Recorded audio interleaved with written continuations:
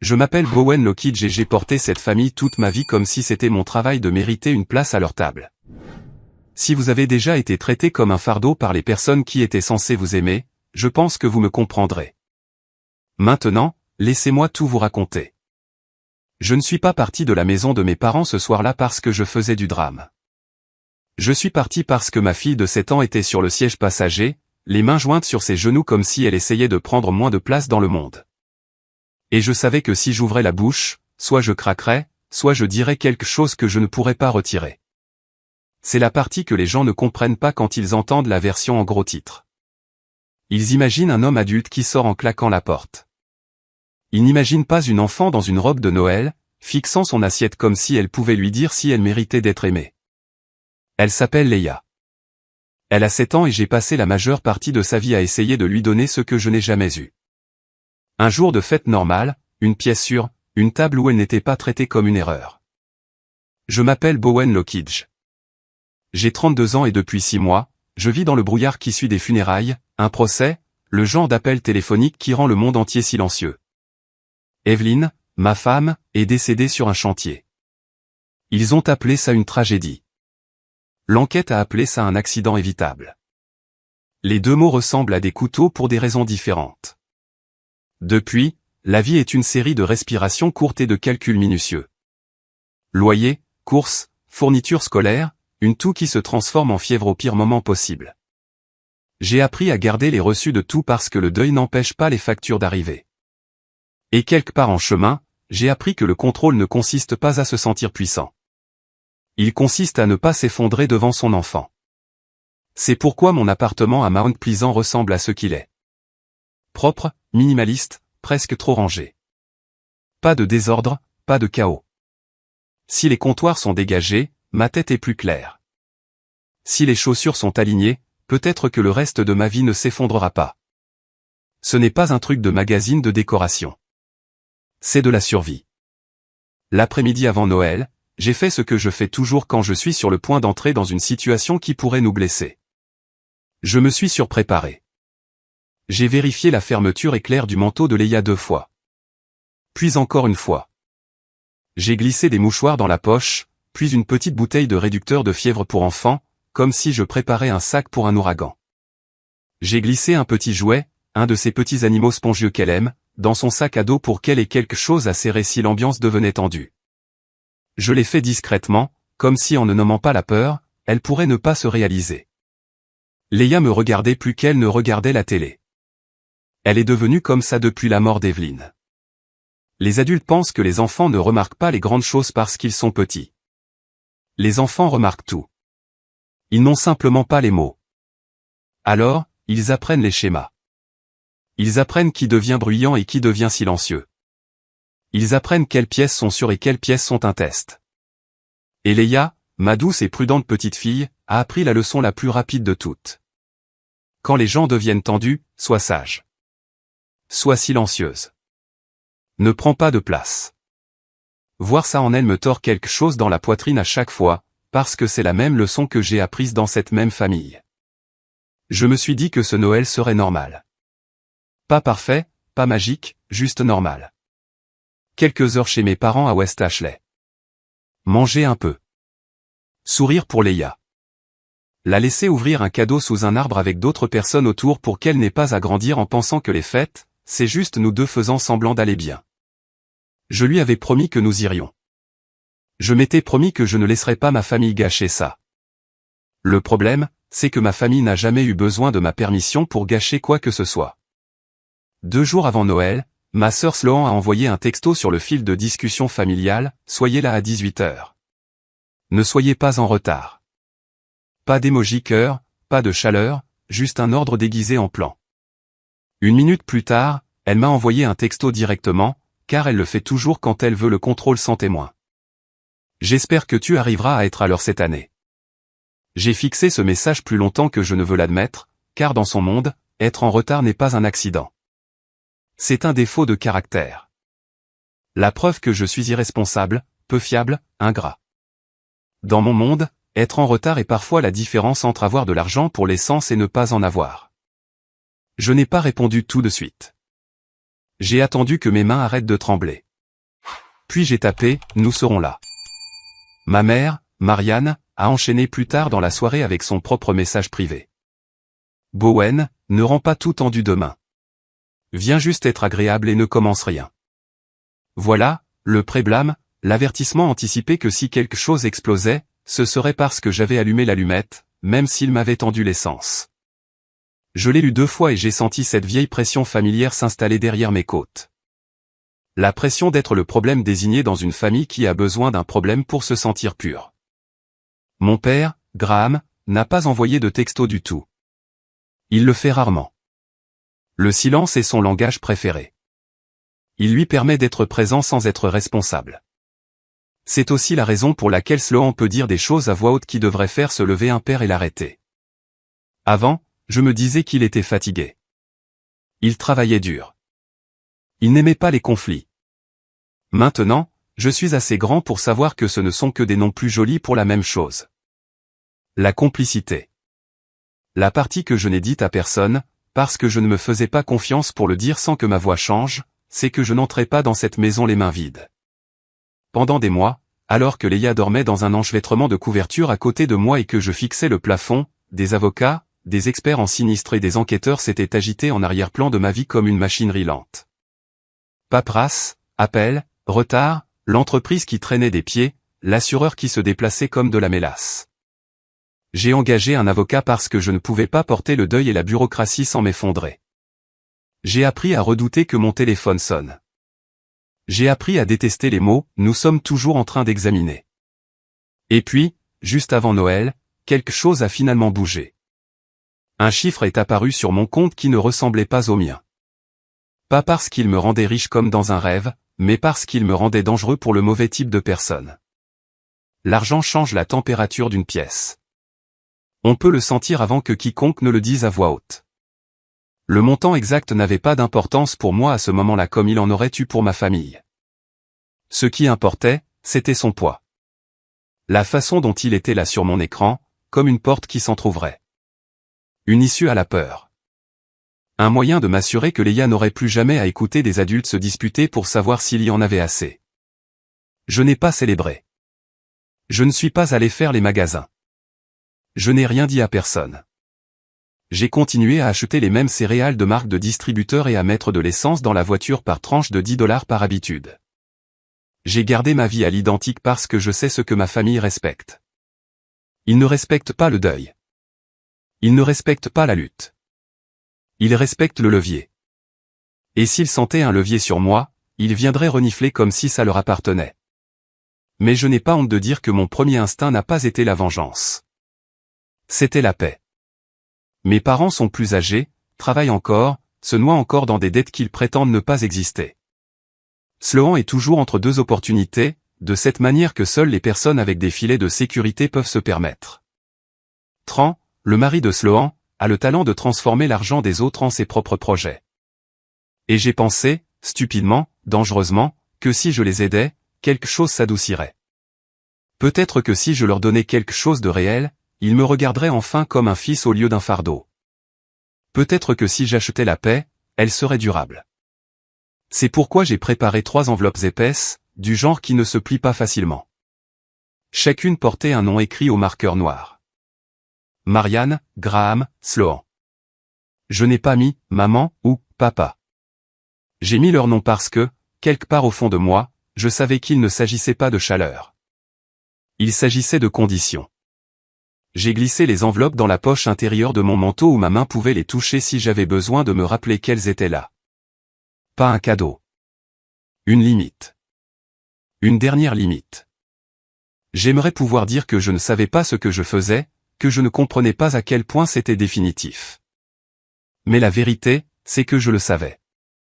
Je ne voulais tout simplement pas l'admettre. En grandissant, Sloan était le miracle, et j'étais l'utilitaire. Elle a 6 ans de plus que moi, ce qui signifie qu'elle a pu être le bébé sur lequel tout le monde s'extasiait pendant que j'étais assez grand pour être utile.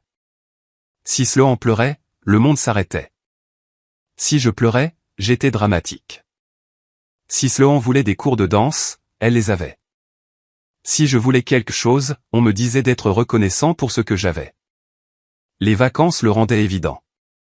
Sloan ouvrait cadeau après cadeau pendant que les adultes la regardaient jouer la joie comme si c'était un spectacle de talent. Je recevais quelque chose de pratique, puis un sac poubelle et un regard insistant pour nettoyer le papier cadeau. Je n'ai même pas su que c'était mal pendant longtemps. Quand on grandit à l'intérieur d'un système, on pense que c'est juste la gravité. Que c'est comme ça que l'amour fonctionne. On le mérite. On ne le reçoit pas. Evelyne a été la première personne à me le dire à voix haute, la première personne à regarder la dynamique de ma famille et à ne pas en rire. Lors d'un de nos premiers rendez-vous, j'ai mentionné quelque chose que ma mère avait dit à Sloan à mon sujet, et j'ai ri parce que c'est ce qu'on fait quand on a été entraîné à appeler la cruauté une blague. Evelyne n'a pas ri en retour. Elle m'a juste regardé et a dit, « Bowen, ce n'est pas normal. » Je me souviens m'être senti gêné, comme si elle m'avait surpris à faire quelque chose d'enfantin. Puis elle a tendu la main sur la table et a serré la mienne comme si elle manquerait à une nouvelle réalité. « Tu n'as pas à mériter la gentillesse de base, » a-t-elle dit. Et pendant quelques années avec elle, je l'ai cru. Puis elle est partie. Et j'étais de retour dans le monde où l'amour est assorti de conditions. 2 jours avant Noël, mon téléphone a sonné d'un numéro que je ne reconnaissais pas. J'étais dans ma cuisine, en train de rincer une tasse, quand il a vibré dans ma paume. J'ai fixé l'écran jusqu'à ce qu'il s'arrête. Je n'ai pas rappelé tout de suite. Je ne sais pas pourquoi. Peut-être parce que chaque numéro inconnu ressemble maintenant à une menace. Peut-être parce que j'en avais marre d'être tiré dans tous les sens par les échéances des autres. 10 minutes plus tard, Sloan m'a envoyé un texto. « Tu es difficile à joindre ces derniers temps. Tu vas bien ?» Les mots ressemblaient à de l'inquiétude. Le timing ressemblait à un couteau. Mon estomac s'est noué, lentement, désagréablement. Il y avait eu une période après la mort d'Evelyne où du courrier allait encore à l'adresse de mes parents, parce que c'était l'adresse sur de vieux formulaires, de vieux papiers d'assurance, de vieux dossiers d'emploi que je n'avais pas pensé à mettre à jour. Il y a des mois, quand j'étais passé chercher quelque chose, j'avais remarqué une enveloppe dans leur pile qui avait l'air officielle, déjà ouverte, puis glissée sous un catalogue. Je m'étais dit que ce n'était pas mes affaires. Je m'étais dit que j'étais paranoïaque. Ce souvenir est remonté maintenant comme une main autour de ma gorge. Avait-il vu quelque chose? Avait-il observé ma vie depuis les coulisses comme si c'était un spectacle? Attendant le moment où l'intrigue se transformerait en argent. Je n'ai pas répondu à Sloan.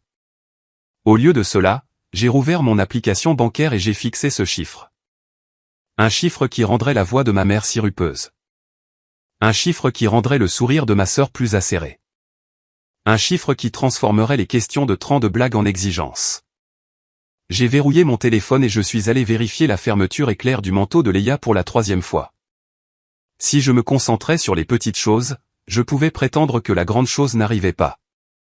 Quand il a été temps de partir, Leia a apporté son petit sac cadeau à la porte et l'a tenu à 2 mains comme si c'était quelque chose de fragile. Ses lèvres étaient serrées. Dans le miroir près de l'entrée, je me suis vu paraître plus vieux que 32 ans. Pas de la belle manière, renard argenté, dont les gens plaisantent, mais de la manière dont le deuil et la responsabilité vous taillent. Je me suis agenouillé et j'ai ajusté l'écharpe de Leia, puis je l'ai regardée dans les yeux. Et, dis-je doucement. Si quelque chose te semble bizarre ce soir, tu restes près de moi, d'accord? Elle a hoché la tête une fois, rapidement et sérieusement. Trop sérieusement pour 7 ans. J'ai attrapé mon manteau. Ma main a frôlé les enveloppes épaisses à l'intérieur. Pendant une seconde, j'ai failli les sortir et les laisser sur le comptoir. J'ai failli choisir d'entrer dans cette maison avec rien d'autre que de bonnes intentions. Puis j'ai pensé au signe de tête silencieux de Leia, au message de ma mère me disant de ne rien commencer, au timing de Sloan avec ce texto, et j'ai glissé les enveloppes plus profondément dans ma poche, comme si je verrouillais une arme jusqu'à ce qu'elle soit nécessaire. Nous sommes montés dans la voiture. Les lumières de Charleston se sont estompées à travers le pare-brise comme une carte postale.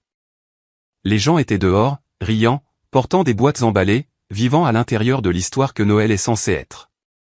J'ai conduit vers West Ashley, la mâchoire serrée et les épaules raides, comme si mon corps savait déjà qu'il se dirigeait vers un combat. À un feu rouge, j'ai jeté un coup d'œil dans le rétroviseur. Leia regardait par la fenêtre, serrant son sac cadeau. Sa bouche était une petite ligne. Je me suis dit, juste un dîner, juste quelques heures. Je me suis dit que tout irait bien. Mais au fond de moi, dans cet endroit où on ne se ment pas, je savais que je pourrais bien entrer dans la maison de mes parents pour la dernière fois en tant que leur fils. Au moment où nous sommes arrivés dans l'allée de mes parents, la maison ressemblait à une carte de Noël. Une lumière jaune et chaude aux fenêtres, une couronne sur la porte, des rennes gonflables sur la pelouse, souriant comme des idiots. Ça aurait été drôle si ça ne m'avait pas rendu malade. Ma famille a toujours été douée pour les apparences.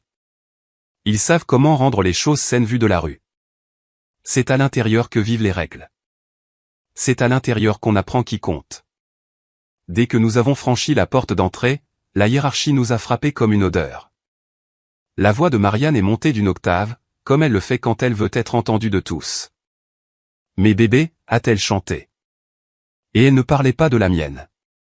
Elle parlait des enfants de Sloan, qui sautaient déjà dans le salon, déchirant les rubans, laissant une traînée de papier cadeau comme des confettis. Marianne les a enveloppés dans une étreinte qui a duré assez longtemps pour être une performance. Son rire était fort, ses mains s'affairant dans leurs cheveux comme si elle auditionnait pour le titre de grand-mère de l'année. Puis elle s'est tournée vers Leia et moi. Son sourire est resté, mais il a changé de température. Elle s'est penchée et a tapoté la tête de Leia, une tape rapide, comme pour vérifier si une lampe fonctionne. « Salut, ma chérie », a-t-elle dit, et ses yeux ont glissé au-delà de ma fille vers moi, mesurant déjà ce que j'apporterais dans la pièce en plus de ma présence. Leia s'est rapprochée de ma jambe. Sloan est apparue de la cuisine comme si elle avait attendu le moment de notre arrivée. Elle portait une robe pull parfaite et un sourire qui semblait étudié. Le genre qui dit « je suis raisonnable », tandis que ses yeux disent « j'ai déjà décidé que tu as tort ». Elle m'a regardé de haut en bas, puis a regardé Leia. « Oh », a-t-elle dit, la voix légère. Mignon. Très simple. C'était le même mot qu'elle utilise toujours quand elle veut vous faire sentir petit sans paraître cruel. Simple, comme si une fillette de 7 ans devait être habillée pour un gala. J'ai senti ma mâchoire se contracter. Je n'ai pas répondu. J'ai embrassé le sommet de la tête de Leia et l'ai guidée vers le salon où elle a immédiatement choisi le coin le plus éloigné du canapé, pas le centre confortable, le coin où elle pouvait se faire toute petite. Ma fille ne s'est pas affalée comme une enfant qui se sent chez elle. Elle s'est perchée comme une invitée qui sait qu'on pourrait lui demander de partir à tout moment. Ça m'a fait plus mal que n'importe quel commentaire que Sloan aurait pu faire.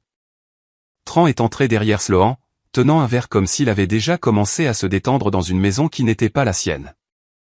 Il m'a frappé l'épaule d'une tape, avec la familiarité d'un homme qui pense que la proximité équivaut à la permission. « Bowen », a-t-il dit, étirant mon nom comme si c'était une blague. « Regarde-toi, toujours en train de tenir le coup. » Ses yeux ont glissé jusqu'à mes chaussures, puis sont remontés comme s'il lisait mes finances à travers ma tenue. « Les temps sont toujours durs », a-t-il demandé, et il l'a dit avec le même ton que les gens utilisent quand ils demandent si vous êtes toujours dans cette phase où vous ne pouvez pas vous permettre d'être intéressant. Il a gloussé comme s'il avait été malin. Je lui ai fait un sourire poli qui n'a rien atteint en moi. « Nous allons bien », ai-je dit. Les doigts de Leia se sont resserrés sur la poignée de son sac cadeau. Je l'ai regardé le regarder et je pouvais presque voir les petits calculs derrière ses yeux. Ne réagis pas. Ne leur donne pas de raison. Sois sage. Je détestais qu'elle ait ses instincts. Je détestais les comprendre. L'après-midi s'est écoulé de cette manière qu'il le fait toujours chez mes parents. Des conversations anodines avec de petites piques cachées en dessous. Des rires qui ressemblent à des avertissements. Marianne se déplaçait entre la cuisine et le salon comme si elle dirigeait un orchestre, attribuant des tâches sans demander. Sloan flottait à ses côtés comme une assistante réalisatrice. Mon père, Graham, était assis dans son fauteuil avec un match de football à faible volume, hochant la tête à rien, participant juste assez pour être compté comme présent. Il souriait aux petits-enfants. Il ne m'a pas regardé longtemps. Quand il l'a fait, ses yeux ont glissé, comme si le contact visuel était un engagement qu'il ne voulait pas prendre.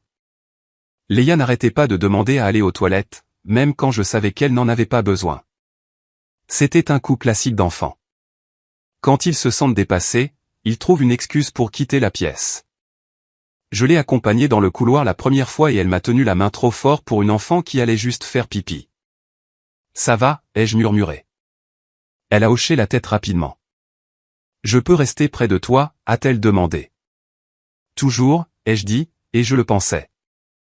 Quand nous sommes revenus, j'ai remarqué comment les yeux de Marianne suivaient Leia. Pas avec chaleur, mais avec ce regard irrité que les gens ont quand un enfant ne joue pas le rôle qu'ils veulent. Leia n'était ni bruyante ni impolie. Elle était silencieuse. Mais dans ma famille, le silence n'est pas toujours sûr. Le silence peut être interprété comme de la défiance si la mauvaise personne le décide. J'ai essayé de nous rendre invisibles. J'ai gardé Leia près de moi. J'ai répondu aux questions avec des réponses courtes et neutres. Je n'ai donné à Sloan aucune émotion à déformer. C'était ma stratégie. Les laisser parler. Les laisser se révéler. Parce que j'étais entré dans cette maison avec une suspicion que je ne pouvais pas ébranler. Et chaque minute à l'intérieur la confirmait. La poubelle de la cuisine a été l'élément déclencheur. Marianne m'a demandé d'apporter plus de glace du garage. Et quand je suis revenu par la porte de côté, je suis entré seul dans la cuisine un instant. La pièce sentait la dinde rôtie et la cannelle. Tout semblait parfait. Puis mes yeux ont attrapé quelque chose dans la poubelle. Du papier blanc avec un en-tête net. Le coin était déchiré, comme si quelqu'un avait essayé de détruire juste assez pour prétendre que ce n'était rien. Officiel, légal, le genre de papier qui n'arrive pas avec des coupons. Je l'ai fixé jusqu'à ce que mon estomac se glace. Mon premier instinct a été de prétendre que je n'avais rien vu, parce que confronter Marianne, c'est comme frapper du brouillard. Elle aura l'air blessée, puis offensée, puis elle fera en sorte que ce soit de ma faute si j'ai remarqué. Mais mes mains ont bougé avant que je puisse les arrêter. J'ai tiré le sac poubelle juste assez pour en sortir le papier. La première ligne portait le nom d'un cabinet d'avocats. Pas exactement l'entête de mon avocat, mais assez proche en style pour que mon pouce accélère. Il y avait un numéro de référence, le genre qui apparaît quand quelqu'un suit une réclamation. Le coin était déchiré juste là où mon nom aurait dû être. Je suis resté là, le tenant comme une preuve sur une scène de crime. Marianne est entrée derrière moi, portant un plat, et l'air a changé immédiatement. « Qu'est-ce que tu fais » a-t-elle demandé, trop vite, trop joyeusement. J'ai soulevé le papier d'une fraction. Qu'est-ce que c'est? Son visage n'a pas beaucoup changé, mais sa voix si. Ce petit bégaiement qu'on entend quand quelqu'un doit choisir un mensonge. Oh, ça, a-t-elle dit avec un rire dédaigneux. Du courrier publicitaire. Des bêtises. Jette-le.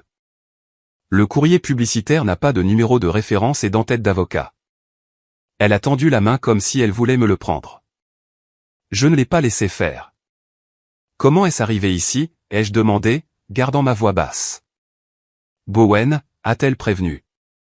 Et voilà. Le ton qui signifie, arrête de poser des questions. Ne fais pas ça. Pas aujourd'hui. Pas aujourd'hui. Ce qui signifie qu'elle savait exactement ce que c'était. Ce qui signifie qu'elle savait que c'était important. Ce qui signifie qu'elle avait géré mon courrier comme s'il lui appartenait. Mon cœur battait fort dans mes oreilles.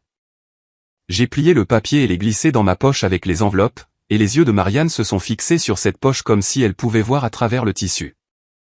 Je ne sais pas pourquoi tu fais toute une histoire pour rien, a-t-elle dit. Je l'ai regardée. J'ai failli rire. Elle avait dit la même phrase toute ma vie. Chaque fois que je pointais une fissure dans la famille et que je l'appelais par son nom. Je suis sorti de la cuisine sans répondre. Mes mains étaient stables. Mon intérieur ne l'était pas. Dans le couloir, je suis allé accrocher nos manteaux au porte-manteau. Leia était à côté de moi, observant le salon comme si elle suivait un danger. C'est là que j'ai entendu la voix de Sloan venant du coin, assez basse pour qu'elle pense que je ne pouvais pas l'entendre, assez aiguë pour que je le fasse. Ce soir, on doit boucler ça, a-t-elle dit. Ne le laisse pas nous filer entre les doigts. Tran a gloussé doucement, comme si c'était un jeu. Il ne le fera pas, a-t-il dit. Il est prévisible. Boucler ça. Filer entre les doigts. Ce ne sont pas des mots qu'on utilise pour des sentiments familiaux. Ce sont des mots qu'on utilise pour un accord, une vente, un contrat. Ma peau s'est tendue. J'ai tourné légèrement la tête, juste assez pour les voir à travers l'espace entre le couloir et la porte de la cuisine. Sloan était appuyé contre le comptoir, faisant défiler son téléphone. Tran se tenait près d'elle, hochant la tête comme un homme écoutant un plan. Leurs visages n'étaient pas en colère. Ils étaient concentrés, comme si c'était de la logistique. Je ne les ai pas confrontés. Pas encore. J'ai laissé la chaleur dans ma poitrine se transformer en quelque chose de plus froid. J'ai ajusté le manteau de Leia sur le crochet comme si je n'avais rien entendu. Puis, en retournant vers le salon, je suis passé devant le bureau de mon père. La porte était habituellement fermée. C'était l'espace sacré de Graham. La pièce dans laquelle je n'étais jamais censé entrer enfant, sauf si j'étais convoqué. Cette porte était maintenant entr'ouverte, juste d'1 centimètre. À travers ce centimètre, j'ai vu une épaisse pile de papier sur le bureau et un stylo placé parfaitement dessus, comme si quelqu'un l'avait arrangé pour une photo. Pas une pile désordonnée. Pas du courrier au hasard. Un ensemble en attente. Ma bouche est devenue sèche. Les gens ne posent pas un stylo comme ça à moins de s'attendre à ce que quelqu'un signe. Je ne suis pas entré. Je n'ai rien touché. Mais l'image s'est gravée dans mon esprit. Ma mère avait un papier légal déchiré dans la poubelle. Ma sœur parlait de « boucler » l'affaire. Le bureau de mon père était mis en scène comme pour une cérémonie de signature. Et j'étais entré dans cette maison en pensant que je pouvais offrir à ma fille un Noël normal. J'ai senti le vieil instinct de me conformer monter en moi, ce réflexe d'arrondir les angles, de garder la paix. Puis j'ai regardé Leia debout dans le couloir, les épaules légèrement voûtées comme si elle essayait de disparaître. Ce réflexe est mort. J'ai ajusté ma stratégie en temps réel. Je n'allais pas discuter. Je n'allais pas me défendre. J'allais les laisser montrer leur jeu. J'ai glissé les 3 enveloppes épaisses plus profondément dans la poche de mon manteau pour qu'elles reposent contre mes côtes, près de mon cœur. Non pas parce qu'elles étaient sentimentales, mais parce qu'elles étaient le contrôle, le seul contrôle qu'il me restait dans cette maison. Je me suis dit, s'ils essaient de présenter ça comme des limites, je leur montrerai ce que sont de vraies limites. S'ils essaient de me faire honte, je resterai calme. S'ils essaient de me faire supplier, je ne le ferai pas, parce que ma fille regarde. Le salon s'est rempli à mesure que le soleil se couchait. Plus de nourriture est sortie. Plus de bruit. Marianne a appelé tout le monde à table comme si elle appelait des acteurs à leur marque. Sloan a pris sa place en face de moi, souriant comme si elle avait déjà gagné. Trance est assis à côté d'elle, son genou rebondissant avec une confiance agitée. Graham s'est assis en bout de table, silencieux comme toujours. Leia s'est assise près de moi, ses petites mains jointes, les yeux sur son assiette. J'ai posé ma main sur sa cuisse sous la table, une pression constante destinée à dire « Je suis là ». Elle a sursauté au début, puis s'est détendue en réalisant que c'était moi. Sloan a levé son verre et a ri à quelque chose qu'un de ses enfants a dit, et pendant une seconde, la scène a presque semblé normale, presque. Puis elle a posé sa fourchette doucement, comme si elle posait un marteau sur un banc. Sa voix était calme. Trop calme. Avant de manger, a-t-elle dit, il y a quelques affaires de famille sur lesquelles nous devons nous mettre d'accord. La jambe de Leia a tremblé sous ma main. Je l'ai sentie à travers ses collants, comme un pouls.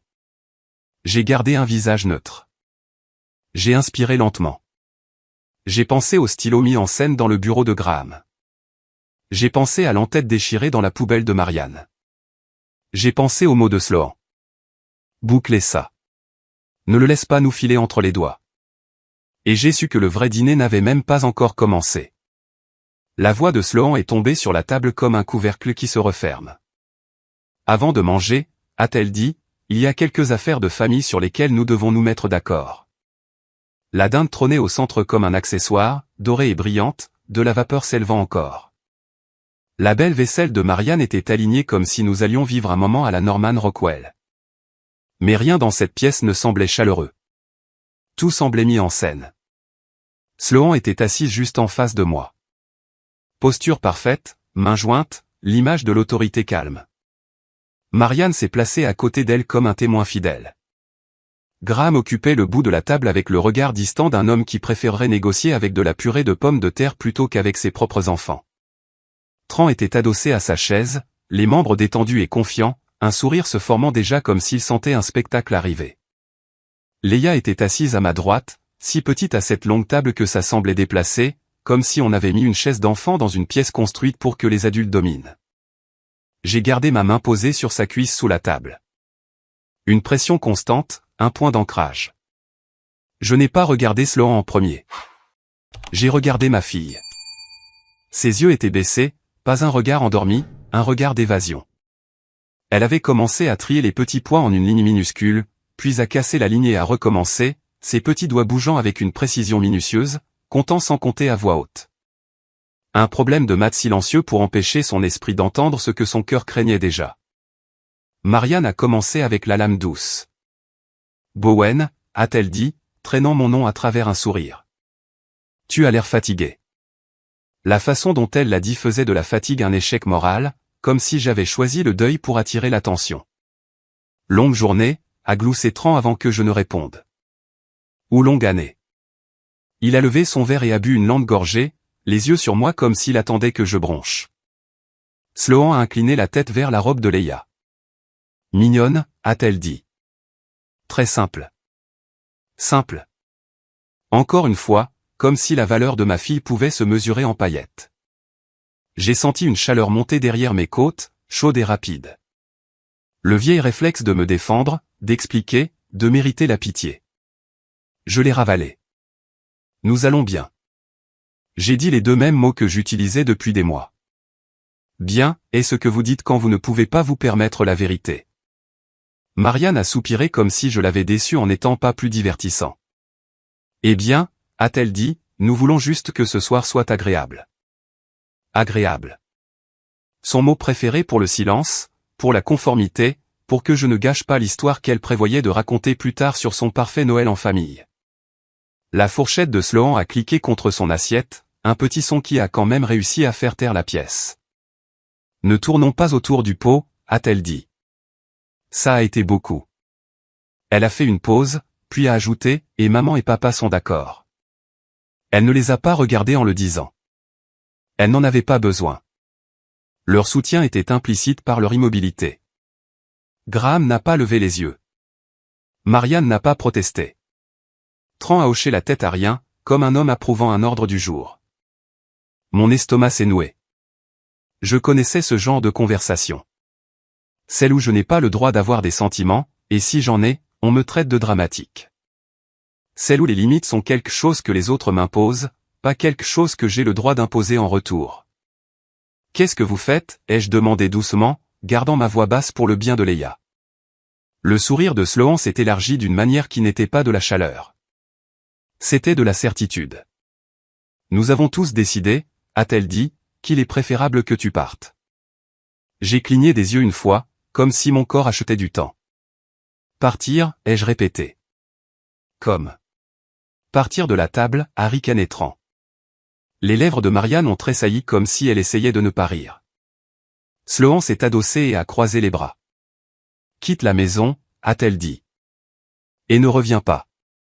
Les mots étaient propres, répétés, livrés comme une réplique qu'elle avait pratiquée devant le miroir. Les doigts de Leia ont cessé de bouger. Elle a levé la tête juste assez pour me regarder, les yeux grands ouverts mais secs, comme si elle avait appris que les larmes n'aident pas dans cette pièce. Marianne est intervenue immédiatement, incapable de laisser Sloan avoir les projecteurs plus de 2 secondes. Noël est tellement mieux sans toi, a-t-elle dit, presque doucement, comme si elle parlait d'un parfum de bougie qu'elle n'aimait pas. La pièce est devenue silencieuse de cette manière épaisse et délibérée que les familles ont lorsqu'elles attendent que quelqu'un supplie. Quand elles attendent que je supplie. J'ai regardé Graham pendant une seconde. Juste une seconde. J'ai cru qu'il allait le faire. Qu'il allait s'éclaircir la gorge. Dire, attendez. Dire, ça suffit. Dire quelque chose qui ferait de lui un père au lieu d'un meuble. Il ne l'a pas fait. Il a fixé son assiette comme si la sauce était devenue fascinante. Son silence a atterri comme un tampon. Approuvé. Final. Quelque chose dans ma poitrine s'est fissuré, pas bruyamment, pas dramatiquement, silencieusement, poliment, comme on m'avait appris à me briser. J'avais 2 choix. Je pouvais faire le vieux numéro. Je pouvais plaider.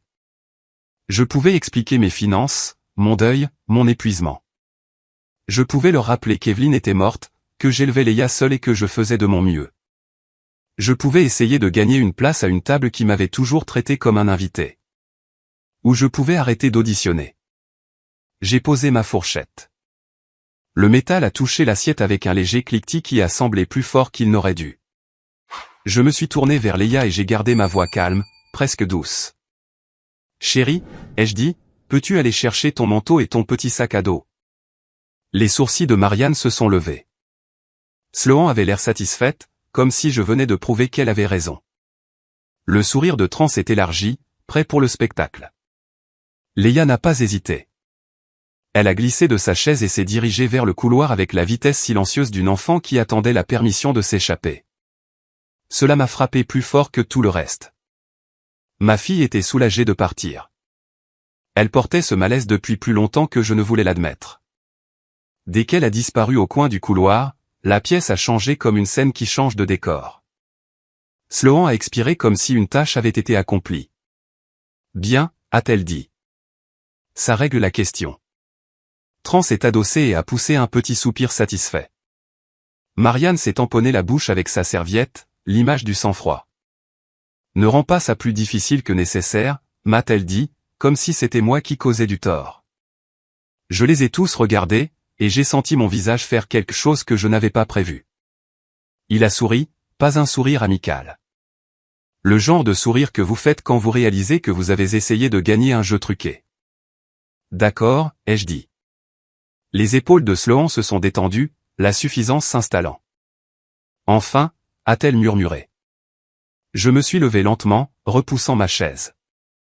Les pieds ont gratté le sol et je pouvais sentir Tran me regarder comme s'il attendait une crise de colère, attendant le moment où il pourrait pointer du doigt et dire, « Tu vois, c'est pour ça qu'on a mis des limites. » Je ne lui ai pas donné ça.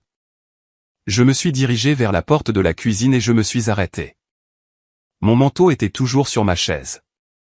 La poche intérieure pressée contre mon flanc, 3 enveloppes épaisses, lourdes comme des choix. Je suis entré dans la cuisine et je suis allé directement au placard près du bout du comptoir, celui que Marianne gardait pour les plats de service et les plateaux de fête. Plus tôt, alors que tout le monde était occupé dans le salon, j'avais glissé les enveloppes derrière une pile de ces plateaux, cachés comme un secret que je n'étais pas sûr de mériter. Je m'étais dit que j'attendais le bon moment. Il s'est avéré que le bon moment était celui où ils ont dit à mon enfant qu'elle n'avait pas sa place. J'ai tendu la main et je les ai sortis. 3 morceaux de papier épais et net à l'intérieur d'enveloppes épaisses, chacun étiqueté au marqueur noir comme une pièce à conviction. Marianne. Graham. Sloan. Je les ai posés sur le comptoir en une rangée nette. De la manière dont on pose quelque chose de fragile qui peut encore couper. Sloan m'a suivi, la curiosité remplaçant la suffisance. « Qu'est-ce que c'est que ça ?» a-t-elle demandé. Tran s'est penché derrière elle. « Ce sont des cartes » a-t-il ricané. Marianne a carrément ri, un petit rire sec comme si elle ne pouvait pas s'en empêcher. « Comportement ridicule » a-t-elle marmonné, puis s'est reprise comme si elle avait failli utiliser le mauvais nom pour le rôle que j'avais joué toute ma vie, celui du dramatique. Graham se tenait dans l'embrasure de la porte, enfin attentif. « Si tu essaies de nous faire culpabiliser, » a-t-il dit sèchement, « ne le fais pas. » J'ai rencontré son regard pour la première fois de la soirée. « Oh, ai-je dit, toujours souriant. Ce n'est pas de la culpabilité. » J'ai tapoté légèrement l'enveloppe du bout du doigt. « Ce sont juste des conséquences. » La mâchoire de Sloan s'est contractée. « Tu crois qu'on a besoin de tes cadeaux ?» a-t-elle lancé. « Tu crois qu'on va regretter la petite chose pathétique que tu as apportée ?» Tran a ri trop fort. « Ouais, Bowen, » a-t-il dit.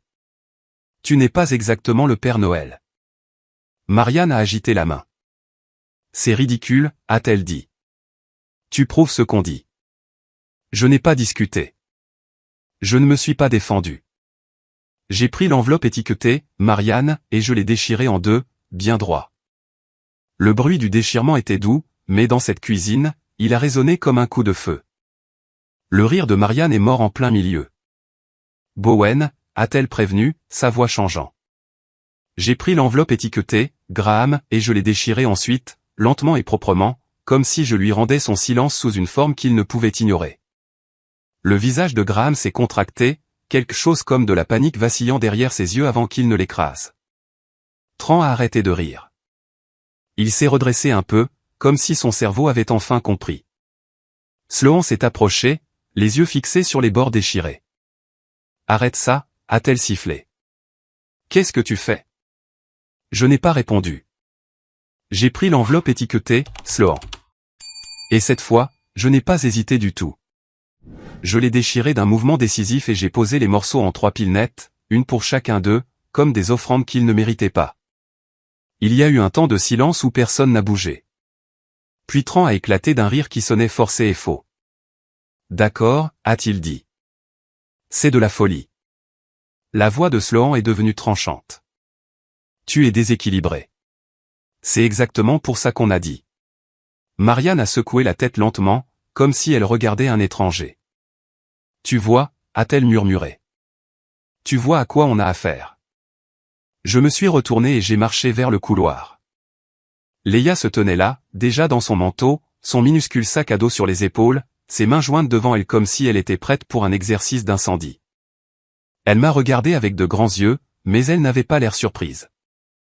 C'est la partie qui m'a fait le plus mal. J'ai pris sa main. On s'en va, ai-je dit doucement. Nous sommes sortis par la porte d'entrée et l'air froid m'a frappé le visage assez fort pour me réveiller. En descendant les marches du porche, j'ai jeté un coup d'œil en arrière par la fenêtre sans le vouloir. Ils étaient toujours dans la cuisine, fixant le comptoir, et puis je l'ai vu. Marianne s'est penchée en avant et a ramassé un morceau déchiré, ses doigts tremblants. Graham s'est approché, la bouche légèrement ouverte. Sloan a saisi un morceau et a commencé à l'assembler comme un puzzle, frénétiquement. Leurs visages ont changé en temps réel, de suffisant à confus, de confus à pâle, de pâle à paniqué.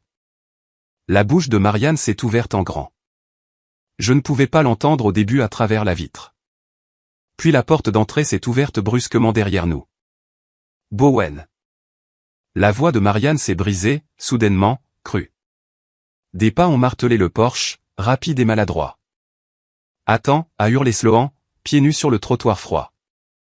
Attends, reviens. La voix de Tran a beuglé derrière eux, comme s'ils pensaient que le volume pouvait défaire ce que le papier ne pouvait pas. Attends un peu, mec. Graham sonnait différemment, lui aussi. Pas silencieux, pas résigné. Bowen, a-t-il appelé. Arrête. Arrête-toi et parle. La main de Leia s'est resserrée dans la mienne alors que nous atteignions la voiture. J'ai ouvert la portière passager pour elle, tenant toujours sa main jusqu'à ce qu'elle soit à l'intérieur. Marianne s'est précipitée de mon côté de la voiture, les yeux hagards. S'il te plaît, a-t-elle pleuré. S'il te plaît, tu ne peux pas, Sloan s'est faufilé à côté d'elle, son souffle formant de la buée. Répare ça, a-t-elle exigé. Puis sa voix s'est brisée. Répare ça, c'est tout. Graham se tenait à quelques mètres en arrière, la poitrine haletante, paraissant plus vieux que je ne l'avais jamais vu. Tran planait derrière eux, soudainement incertain, comme un tyran qui réalise que l'enfant qui l'a bousculé a quelque chose de tranchant dans sa poche. 5 minutes plus tôt, il m'avait dit que Noël était mieux sans moi. Maintenant, il me suppliait d'annuler quelque chose qu'il ne pouvait même pas dire à voix haute. J'ai glissé dans le siège du conducteur. Leia regardait droit devant elle, pâle sous la lumière du tableau de bord. Le téléphone dans ma poche a de nouveau vibré, comme si la maison elle-même essayait de m'atteindre à travers le tissu et de me rattraper. J'ai démarré le moteur. Je n'ai pas baissé la vitre. Je ne leur ai pas fait de discours. J'ai juste reculé de l'allée et je suis parti, tandis que leurs silhouettes rapetissaient dans le rétroviseur, les bras agités, les bouches en mouvement, le parfait Noël en famille se brisant derrière eux dans une chaude lumière jaune. L'autoroute nous a avalés rapidement. Charleston s'est effacé en arbres sombres et en lampadaires épars, la pluie commençant comme une fine brume qui étalait le monde en traînées douces. Les essuie-glaces battaient la mesure comme un métronome. Je gardais les 2 mains sur le volant et les yeux rivés sur la route, car si je regardais Leia trop longtemps, je risquais de ne pas pouvoir garder ma voix stable. Mon téléphone vibrait dans ma poche comme un insecte piégé, sans arrêt. Je n'ai pas répondu. Je ne l'ai même pas sorti. Chaque sonnerie ressemblait à un crochet. Chaque vibration ressemblait à des doigts s'agrippant à ma cheville. Je n'allais pas les laisser nous ramener dans cette maison. Pas ce soir. Jamais. Papa. La voix de Leia était douce, presque absorbée par le bourdonnement de la route. Je l'ai regardée sans trop tourner la tête. Elle était assise avec son sac à dos sur les genoux comme une armure. Son manteau était zippé jusqu'en haut. Ses petites mains étaient jointes, les jointures blanches. Oui, ma chérie, ai-je dit. Il y a eu une pause, et je pouvais l'entendre essayer de bien formuler ses mots. On va où? La question aurait dû être simple. Elle m'a frappé comme un coup de poing malgré tout, parce que je ne savais pas. La maison était à 2 heures de route en direction de Mount Pleasant. J'avais prévu de rester chez mes parents pour la nuit. C'était tout le plan.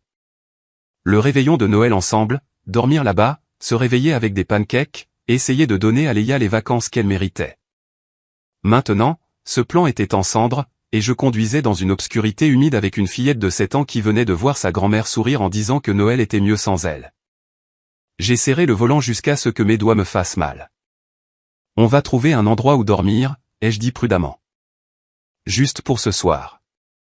Leia a hoché la tête une fois, comme si elle s'attendait à cette réponse, comme si elle s'était déjà adaptée. Cela m'a brûlé la gorge. J'ai conduit jusqu'à ce que les panneaux de sortie commencent à me paraître familiers d'une autre manière. Pas familiers comme à la maison, juste familiers de manière pratique.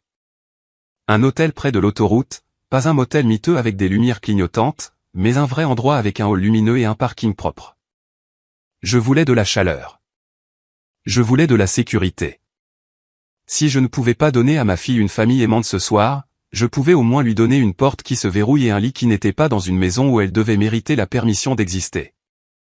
Le hall sentait le café et le nettoyant au pain. Un arbre de Noël se tenait dans un coin avec des lumières blanches douces.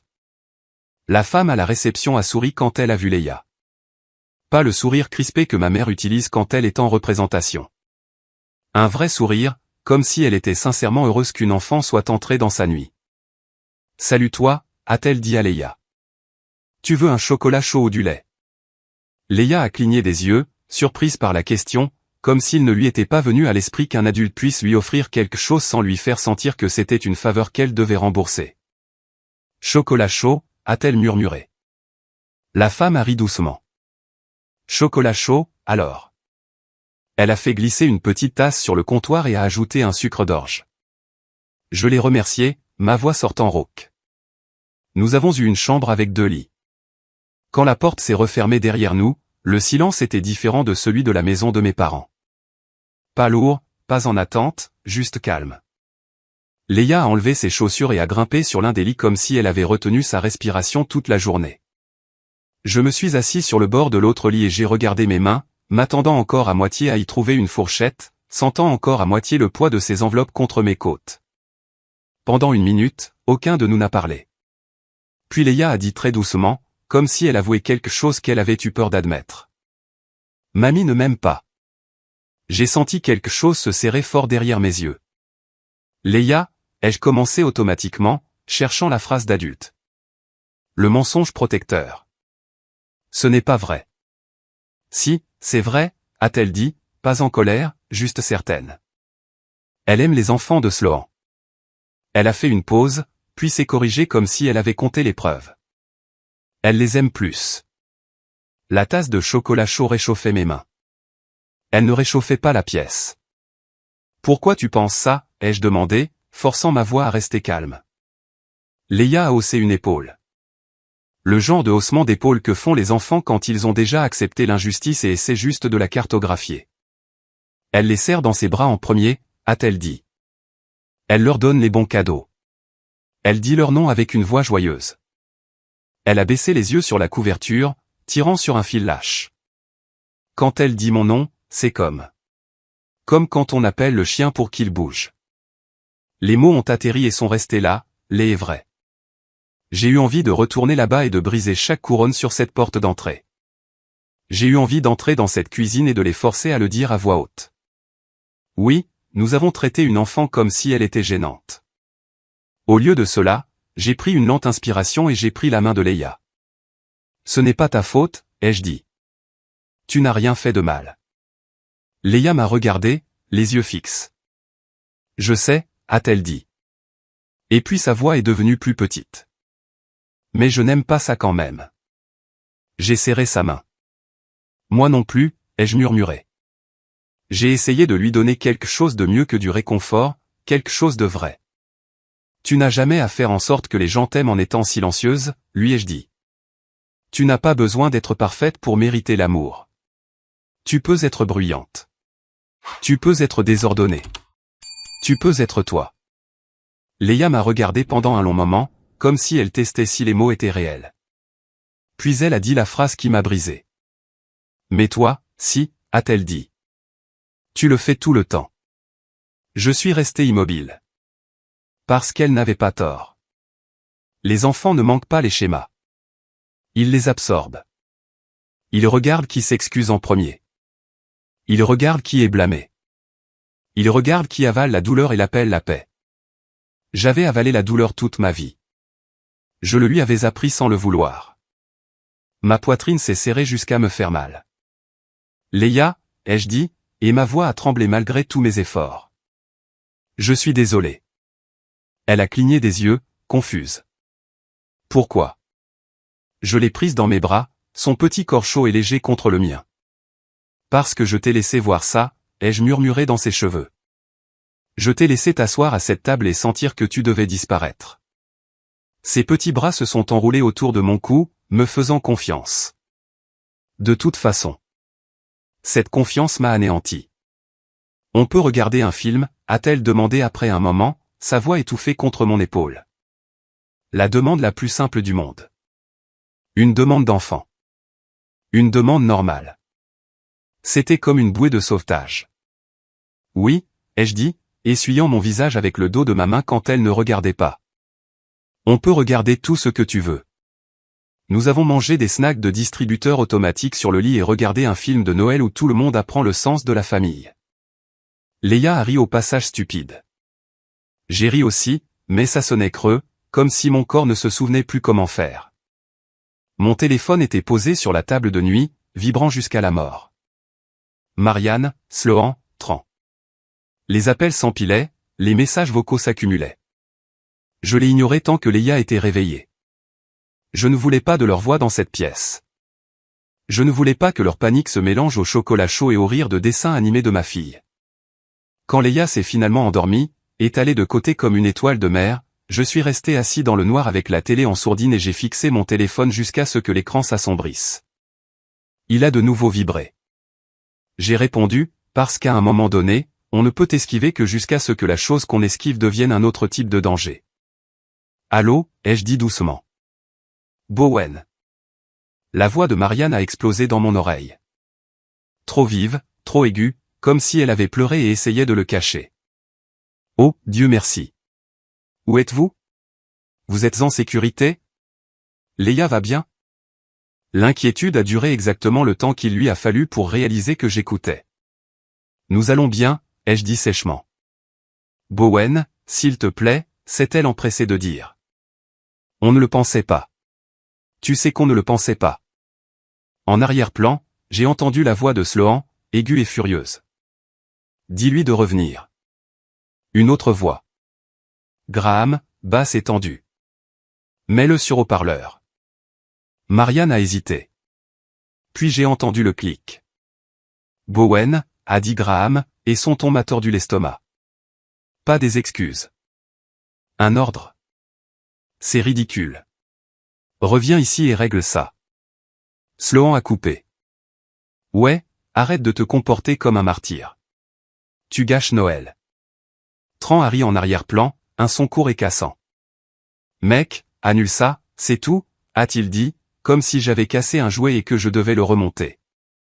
J'ai regardé ma fille dormir sous une couverture d'autel et j'ai senti quelque chose en moi devenir froid et stable. Vous avez déjà gâché Noël, ai-je dit doucement. Vous m'avez dit de partir et de ne jamais revenir, avec mon enfant assise juste là. Les émotions étaient vives, a dit Marianne rapidement. Tu sais comment est ta sœur. Je le sais, ai-je dit. Je sais exactement comment est Sloan, et je sais exactement comment tu es. Silence, bref et chargé. Puis Sloan a craqué. Ne fais pas ça. Ne parle pas comme si tu étais au-dessus de ça. Je suis venu pour donner, ai-je dit. Et les mots avaient un goût étrange parce que je n'avais pas l'intention de les dire à voix haute. Je ne suis pas venu vous demander quoi que ce soit. Je suis venu vous aider, et vous m'avez traité comme si j'étais venu mendier.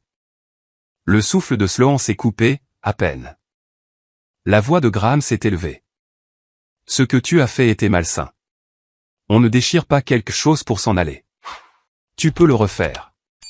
Tu peux l'écrire à nouveau, tout de suite. Voilà. Pas d'excuses. Pas de questions sur Leia. Une exigence. Refais-le.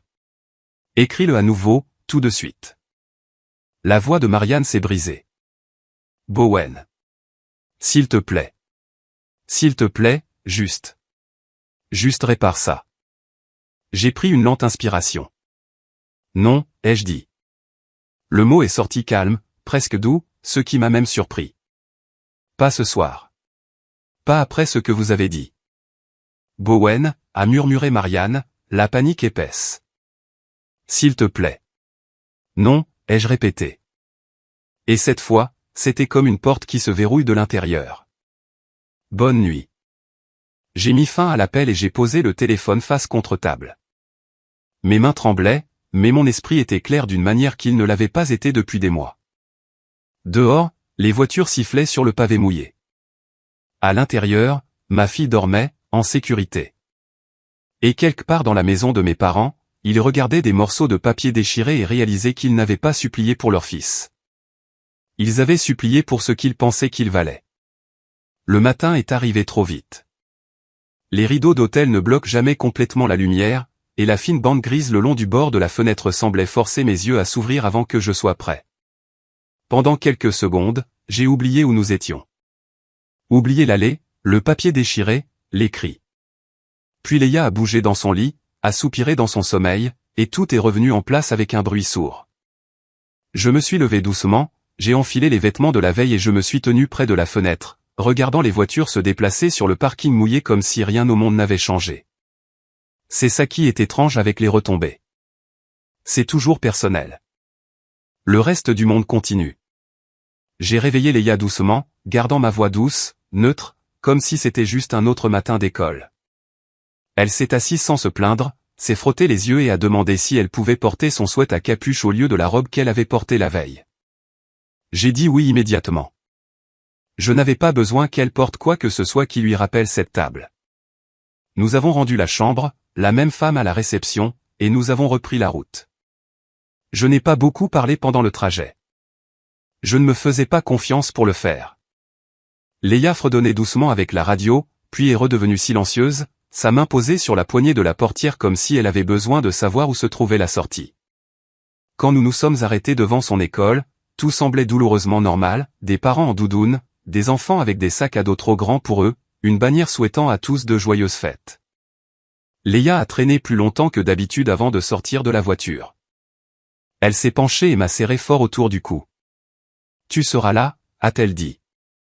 Pas une question, une affirmation qu'elle avait besoin d'entendre à voix haute. « Je serai juste là » ai-je dit. Elle a hoché la tête, puis a hésité, puis a finalement marché vers les portes sans se retourner. Je l'ai regardée jusqu'à ce qu'elle disparaisse à l'intérieur. C'est seulement à ce moment-là que je me suis permis de respirer. Le premier appel est arrivé avant même que je démarre le moteur, un numéro que je n'avais pas vu depuis des années. Une tante du côté de mon père. Bowen, a-t-elle dit sans salutation, la voix déjà lourde de jugement. Que s'est-il passé hier soir? Ta mère pleurait. J'ai fermé les yeux. Bonjour à toi aussi, ai-je dit. Elle a soufflé. Ce n'est pas drôle. La famille, c'est la famille. Tu ne peux pas juste partir en claquant la porte et humilier tes parents. Voilà, la version de l'histoire déjà entièrement formée. Je n'ai rien dit. Elle a rempli le silence de sa propre certitude. Tu dois t'excuser.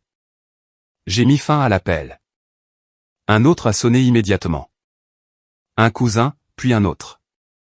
Les messages ont commencé à s'accumuler. J'ai entendu que tu as fait pleurer ta mère. J'ai entendu que tu as pété les plombs. J'ai entendu que tu as embarrassé tout le monde. Chacun suivait le même script. Pas de questions, pas de curiosité, juste des conclusions. J'ai réalisé avec une clarté glaciale que ce n'était pas un filet de ragots. C'était une libération. Quelqu'un avait ouvert une vanne et l'histoire se déversait rapidement, déjà façonnée, déjà encadrée. Au moment où je suis retourné à Mount Pleasant, mon téléphone semblait plus lourd que mon portefeuille ne l'avait jamais été quand je comptais les dollars. J'ai laissé tomber mes clés sur le comptoir, j'ai enlevé mes chaussures et je suis resté debout dans mon appartement silencieux tandis que les vibrations continuaient. Le silence de la pièce rendait les voix plus fortes dans ma tête. J'ai vérifié à nouveau mon téléphone et j'ai vu une notification qui m'a fait mal à l'estomac. Sloan avait posté. Je ne l'ai pas ouverte tout de suite. Je suis resté là, à fixer l'écran comme s'il allait me mordre. Puis je l'ai ouverte. La photo était parfaite. Sloan debout dans le salon de mes parents, l'arbre brillant derrière elle, le bras de Tran autour de sa taille. Marianne en arrière-plan, tenant une tasse comme dans une publicité de style de vie. La légende était longue, soigneusement écrite. Elle parlait de limites, de conversations difficiles, de la difficulté d'aimer quelqu'un qui refuse de prendre ses responsabilités. Elle n'a pas utilisé mon nom au début. Elle a laissé les gens se pencher. Puis elle l'a fait. Bowen est arrivé hier soir en cherchant de la sympathie, a-t-elle écrit. Quand nous avons finalement fixé des limites saines, il a mal réagi et est parti en claquant la porte.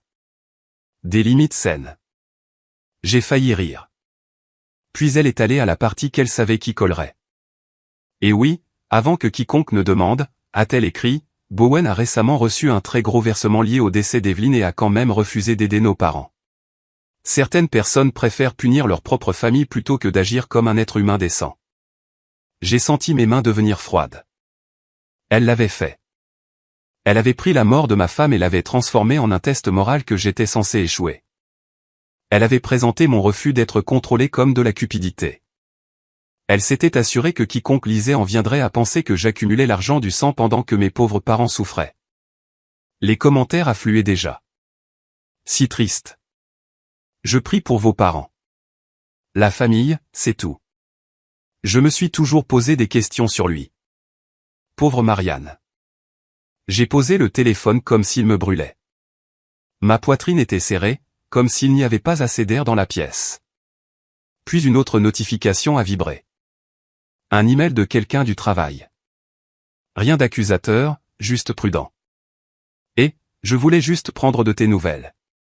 J'ai entendu des choses. J'espère que tu vas bien. C'était pire que la colère. C'était de l'inquiétude mêlée de doute. L'histoire fuyait de la bulle familiale et s'infiltrait dans ma vie réelle. Je me suis assis à la table et j'ai mis ma tête dans mes mains. Pendant un moment, le vieil instinct a refait surface. Reste silencieux. N'aggrave pas les choses. Laisse passer. J'avais vécu toute ma vie de cette façon, laissant les autres me raconter en quelque chose de plus petit que ce que j'étais. Puis j'ai pensé à la main de Leia agrippant ma chemise dans le couloir. J'ai pensé à la façon dont elle m'avait demandé si je serais toujours là à la fin de l'école. Le silence ne m'avait jamais protégé. Le silence m'avait juste rendu plus facile à utiliser. La pression a augmenté dans l'après-midi. Un parent que je connaissais vaguement de la dépose à l'école a fait un commentaire qui semblait innocent mais ne l'était pas. Les enfants sentent le stress, vous savez, a-t-elle dit, regardant Leia comme si elle diagnostiquait quelque chose. Un enfant de la classe de Leia lui a demandé pourquoi sa grand-mère ne voulait pas d'elle à Noël. Celui-là est rentré avec elle, s'accrochant à ses mots. Confusion et blessures mêlées.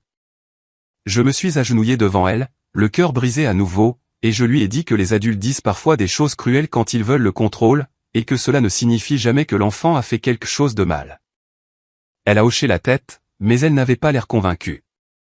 Cette nuit-là, après que Leia se soit endormie, j'ai arrêté de prétendre que ce n'était que du bruit.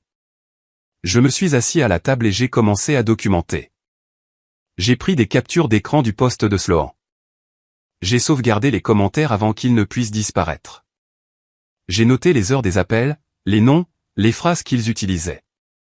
J'ai fait défiler mon application bancaire plus loin que je ne l'avais jamais fait, mois par mois, les mêmes petits virements que j'avais envoyés à mes parents pendant des années sans jamais le mentionner publiquement.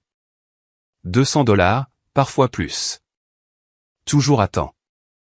Je me suis souvenu du post Facebook que Marianne avait fait il y a des mois, celui avec l'émoji triste et la légende sur le fait de soutenir sa famille quand c'est difficile. Je l'ai trouvé. Je l'ai regardé pendant un long moment. L'hypocrisie était là, en toutes lettres. C'est à ce moment-là que quelque chose s'est mis en place. L'histoire de Sloan avait un point faible. Elle avait dit que je n'avais jamais aidé. Elle avait dit que mes parents m'avaient porté. Et j'avais la preuve que le contraire était vrai. Pas des opinions, pas des sentiments. Des preuves. Il ne s'agissait plus de discuter. Il s'agissait de faits. Je me suis fixé des règles avant de faire quoi que ce soit d'autre. Je ne râlerai pas. Je n'insulterai pas. Je ne traînerai personne dans la boue avec des émotions. J'exposerai ce qui s'est passé, quand cela s'est passé, et je montrerai ce qui était vrai.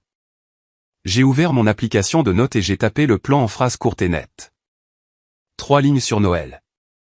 Une ligne sur ma fille qui a tout entendu. Une série de captures d'écran qui parlaient d'elle-même. J'ai regardé les preuves disposées proprement sur mon écran et j'ai senti le poids du choix. Une fois que j'aurais posté ça, il n'y aurait plus de retour en arrière possible. Les larmes et les gâteaux ne répareraient rien. Ils viendraient plus fort. Je le savais. J'ai pris une inspiration et j'ai fermé l'application sans poster. Pas encore. Je voulais une nuit de plus au calme avec ma fille avant que la tempête ne frappe à nouveau. Le lendemain matin, je me suis réveillé avec un étrange sentiment de calme, comme si la décision avait déjà été prise quelque part plus profondément que la pensée. J'ai préparé le déjeuner de Leia, j'ai lacé ses chaussures, je l'ai accompagnée à l'école et j'ai attendu de la voir disparaître par les portes avant de m'asseoir dans la voiture et de sortir mon téléphone.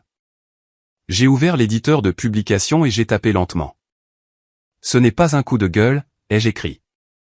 C'est simplement la vérité. Puis j'ai énuméré ce qui s'était passé, exactement comme cela s'était passé. Le dîner de Noël. Sloan m'a dit de partir et de ne jamais revenir. Marianne a dit que Noël était mieux sans moi. Graham n'a rien dit. Ma fille de 7 ans a tout entendu. J'ai joint les captures d'écran des virements. Chacune datée, cohérente, ennuyeuse dans leur régularité. J'ai joint l'ancien poste de Marianne en dessous. J'ai ajouté une dernière ligne. Pendant des années, j'ai aidé discrètement. Je n'ai jamais posté à ce sujet. La seule fois où j'ai eu besoin d'espace pour protéger mon enfant, j'ai été dépeint comme un méchant. Je n'ai tagué personne. Je n'ai pas ajouté d'emoji. J'ai cliqué sur « Publier ». Puis j'ai verrouillé mon téléphone et je suis rentré chez moi.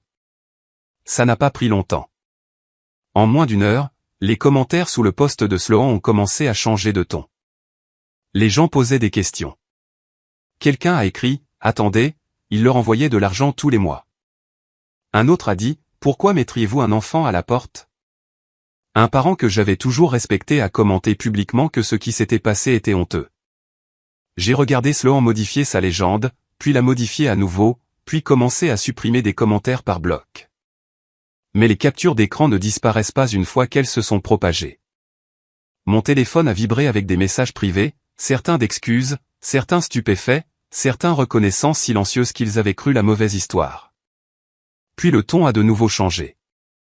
Sloan a posté une suite, cette fois plus courte, plus sèche. Elle a insinué que je n'étais pas stable, que le deuil m'avait changé, que j'avais peut-être besoin d'aide. C'était assez subtil pour paraître inquiet, mais assez pointu pour semer le doute. J'ai senti une lueur de peur familière. Ce genre de suggestion peut tout vous coûter si elle colle. Je n'ai pas répondu publiquement. Je n'en avais pas besoin. Mon téléphone s'est allumé avec des messages que je n'attendais pas. Des gens me disant d'être prudent. Des gens me disant de tout sauvegarder. Puis sont venus les textos privés de ma famille. Marianne en premier. Bowen, qu'est-ce que tu veux? Dis-le nous et on pourra arranger ça. Arranger. Toujours ce mot. Graham a suivi. Ça a assez duré. Retire ça et on parlera. Puis Sloan. On n'a pas besoin de faire ça publiquement. On peut trouver un moyen de diviser les choses si tu arrêtes. Voilà, nuée indéniable. J'ai pris des captures d'écran de chaque message, notant l'heure, l'ordre, le passage de l'indignation à la négociation. J'ai transféré des copies à une adresse email que j'avais créée juste pour ça. Je n'étais pas paranoïaque. J'étais prudent. En fin d'après-midi, je pensais que le pire était contenu aux écrans. Puis la sonnette a retenti. J'ai figé. Leia était sur le sol du salon, en train de colorier, fredonnant doucement. Le son a traversé l'appartement comme une lame. Je me suis dirigé vers la porte et j'ai regardé par le Judas. Marianne se tenait là, tenant un gâteau sous un dôme en plastique. Graham à côté d'elle, les mains dans les poches de son manteau. Sloan légèrement derrière eux. Tran planant comme un renfort. Marianne a souri trop largement quand elle a vu la lumière de la caméra. On veut juste parler, a-t-elle appelé. On a apporté quelque chose pour Leia.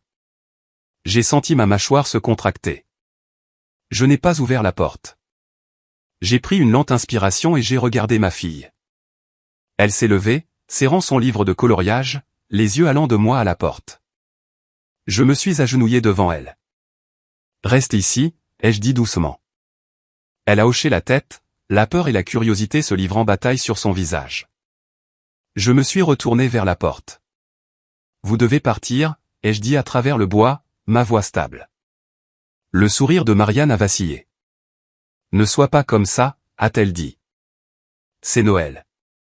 La voix de Sloan est intervenue, plus sèche. On fait ça pour elle. Tran a ajouté, la famille pardonne, mec. J'ai posé ma main sur la serrure et j'ai senti son poids solide sous ma paume. La petite main de Leia s'est glissée dans ma chemise par derrière, agrippant le tissu comme une encre. J'ai baissé les yeux vers elle, vers la confiance dans ses yeux, vers la façon dont elle attendait que je choisisse. La sonnette a de nouveau retenti, plus insistante cette fois. Ouvre juste la porte, a plaidé Marianne. Parle, c'est tout. Je n'ai pas bougé. Je savais alors, avec une certitude qui semblait presque paisible, que ce qui allait suivre définirait le reste de nos vies.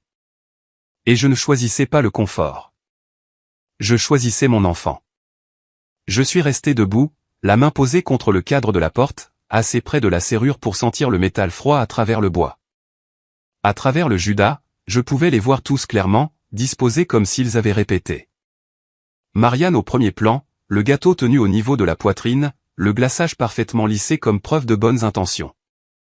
Sloan un demi-pas sur le côté, incliné juste assez pour paraître coopérative plutôt que conflictuelle. Tran derrière elle, les bras ballants, la posture décontractée de la manière que les hommes adoptent lorsqu'ils s'attendent à soutenir l'autorité de quelqu'un d'autre. Graham se tenait de l'autre côté, les épaules carrées, le visage fermé, son silence plus lourd que tous les mots qu'il aurait pu utiliser. Je n'ai pas ouvert la porte. Je n'en avais pas besoin. Je me suis légèrement tourné pour que mon corps bloque le couloir derrière moi, me plaçant entre eux et Leia sans en faire tout un spectacle. Elle était assez proche pour que je puisse sentir la petite pression de ses doigts enroulés à l'arrière de ma chemise. Marianne s'est penchée vers la porte, sa voix montant dans ce registre mielleux qu'elle réservait au moment public. Leia, ma chérie, a-t-elle appelé, assez fort pour que les voisins puissent t'entendre s'ils écoutaient. Viens faire un câlin à mamie. Leia n'a pas bougé. J'ai senti sa prise se resserrer, son corps se déplacer en arrière plutôt qu'en avant. Cette réaction m'a dit tout ce que j'avais besoin de savoir. Sloan l'a remarqué immédiatement. Ses yeux se sont tournés vers la porte, puis se sont plissés.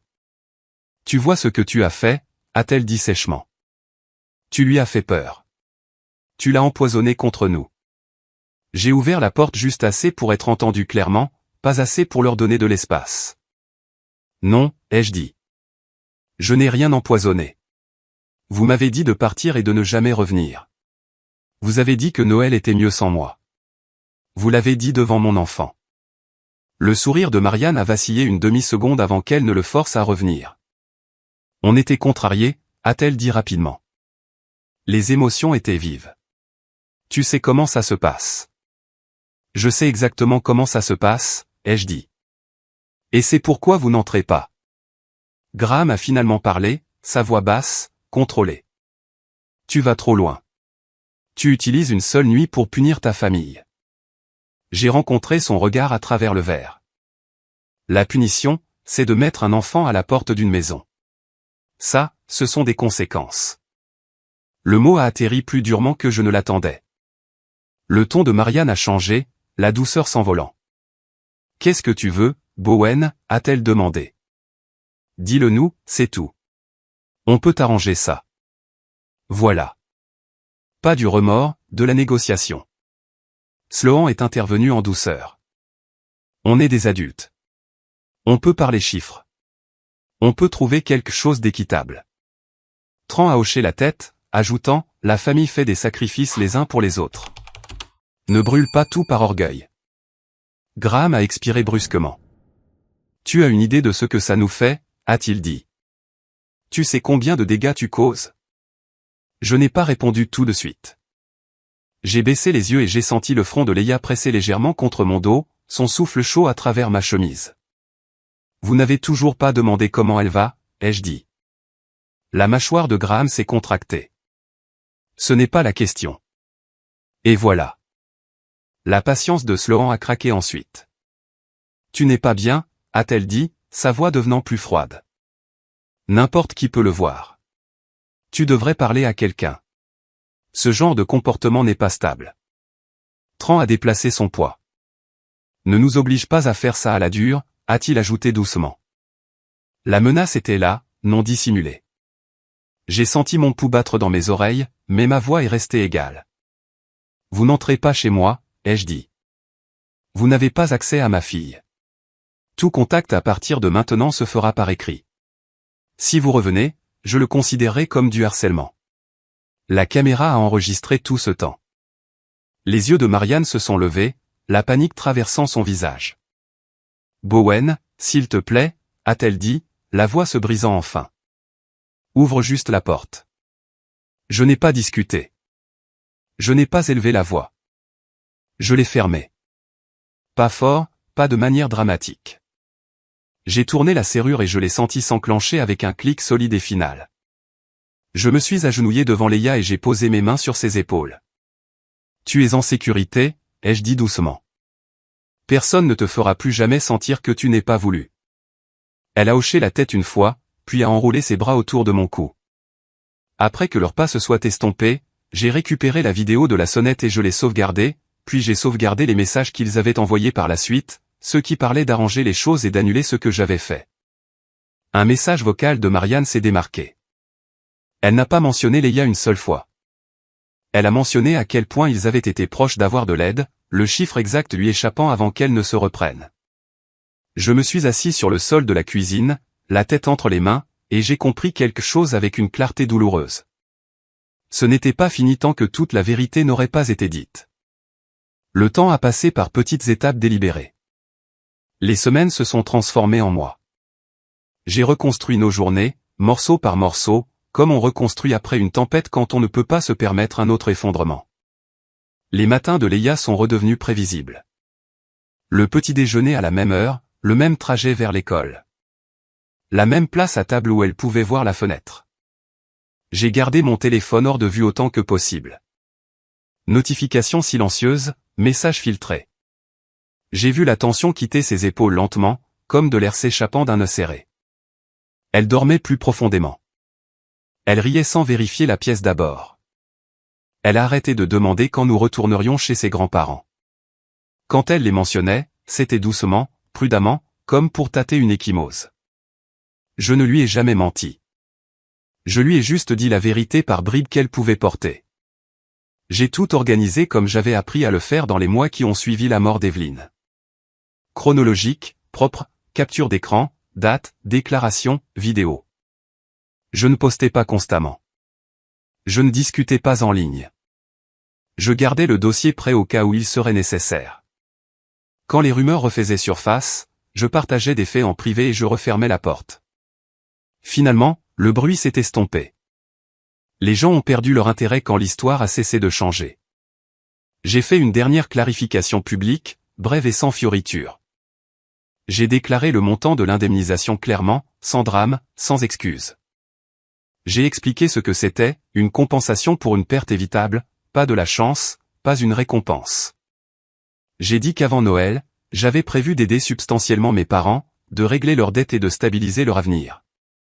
J'ai dit que ce plan a pris fin au moment où on a dit à ma fille qu'elle n'avait pas sa place. Je n'ai insulté personne. Je n'en avais pas besoin. La vérité a fait son propre travail. Puis je suis passé à autre chose. J'ai acheté une modeste maison à mon nom, assez proche de l'école de Leia pour qu'elle puisse y aller à vélo les après-midi calmes. J'ai ouvert son fonds pour l'université, un compte d'urgence et des investissements à long terme conçus pour croître lentement et en toute sécurité. Je n'ai rien cherché de tape à accent grave-l'œil. J'ai cherché la stabilité. Par des parents éloignés et des nouvelles de seconde main, j'ai entendu ce qui leur était arrivé. La maison a été vendue, les plans de retraite se sont effondrés. Sloan a arrêté de poster des photos de famille et s'est tourné vers des citations vagues sur la trahison et la résilience. Marianne et Graham ont raconté à qui voulait l'entendre à quel point ils avaient été proches de l'aide, à quel point tout était injuste. Ce qu'ils n'ont jamais dit, pas une seule fois, c'est qu'ils étaient désolés de ce qu'ils avaient dit à une enfant. Cette absence m'a tout dit. Evelyne me manque toujours. Ce deuil ne s'est pas évaporé. Certains matins, il frappe encore fort, soudain et aigu. L'argent n'a pas réglé ça. Ce qu'il a fait, c'est enlever la peur qui s'était enroulée autour de ma poitrine. La peur de devoir choisir entre la survie et la dignité. J'ai choisi ma fille. J'ai choisi la sécurité plutôt que l'approbation. Un soir, j'étais dans la cuisine de notre nouvelle maison pendant que Léa courait dans le couloir en riant, m'appelant par mon nom sans hésitation, sans se faire petite d'abord. Je me suis appuyé contre le comptoir et j'ai laissé le calme s'installer. Ce n'était pas parfait. C'était suffisant.